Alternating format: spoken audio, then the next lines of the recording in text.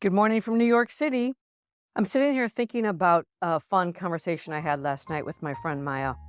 She's just written her second book, and she was telling me it's 80,000 words, and it's been written and completed in a rather unconventional way, sort of at breakneck speed. And we were talking about this woman she's been working with. She went for a 3-day weekend with her to share the idea and hash out what the book might look like. This woman is very talented at deep listening, challenging the author's thinking, massaging the outline, just getting the author to the start line in a unique, very clear fashion. And then some authors go on to work with her to publish and some don't. And Maya chose to work with this woman. It's a self-publishing formula and it's extremely intensive.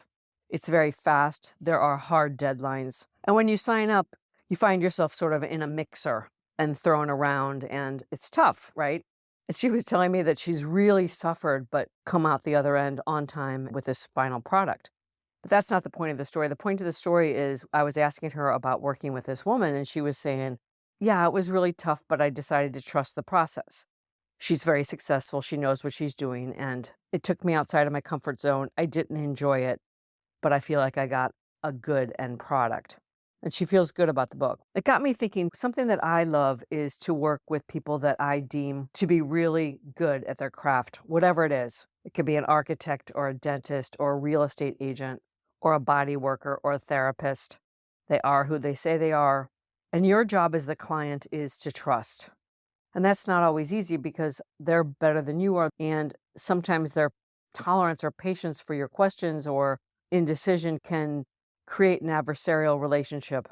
I think that probably came from when I was an executive recruiter. I was really vested. I took it very seriously in the sense that I really didn't want to disappoint. Now, that's a theme in my life. I hate to disappoint people.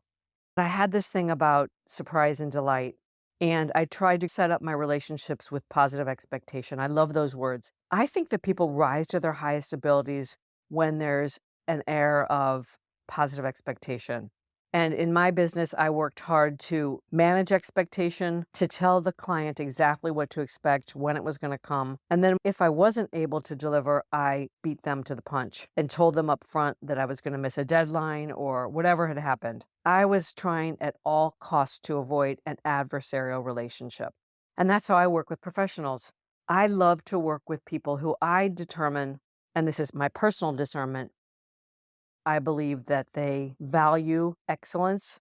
I like to think that they know more than me, that they've done their work, that they take pride in their work, that they're vested in delivering on their promise. So when I get uncomfortable or upset, what I like to say is, I need you to manage my expectations rather than lashing out or accusing. It's not always easy. The things that quickly come to mind are when you're building a house or when you're working with a real estate agent and you have some story in your head about how it's going to work out and things go sideways. It's really easy to lash out and it kills the positive expectation. One of my friends the other day said, have you ever noticed that clients call and always complain? They never tell you you did a great job or that they love something you did. They tend to call and complain and whine and lash out. And he was just venting. But bringing the story back to Maya, she was saying, yes, she was uncomfortable and she got upset a few times, but she decided to trust the process. She signed up, she delivered on her end, and the woman who's helping her self-publish delivered as well. They're hitting their deadline. So I guess the point I'm trying to make here is choose your professionals carefully and do what you can to create positive expectation. You set it up that you expect them to do their best work, and you can't wait to see what they're going to do for you. It's so much better than having that adversarial relationship and complaining and being let down. You get to use your discernment when you choose someone. And you can also set it up with asking them to manage your expectation, telling them how you like people to work with you, and then holding them accountable. It has a different energy. I know, speaking for myself, I worked a lot better when I felt like my clients had positive expectation. I didn't want to let them down. I wanted to surprise and delight. And I basically wanted to hear them say, I knocked it out of the ballpark. Now, it didn't always work out, but that was kind of the thing I was carrying around in my head. I'm not sure who needs to hear that, but that was my thought of the morning. I guess I'd leave you with the question, are you working with someone who you feel is letting you down? Are you feeling angry, having negative thoughts rolling around in your head, feeling like they're not managing your expectation? How can you turn that around? Can you have a conversation to level set and start again?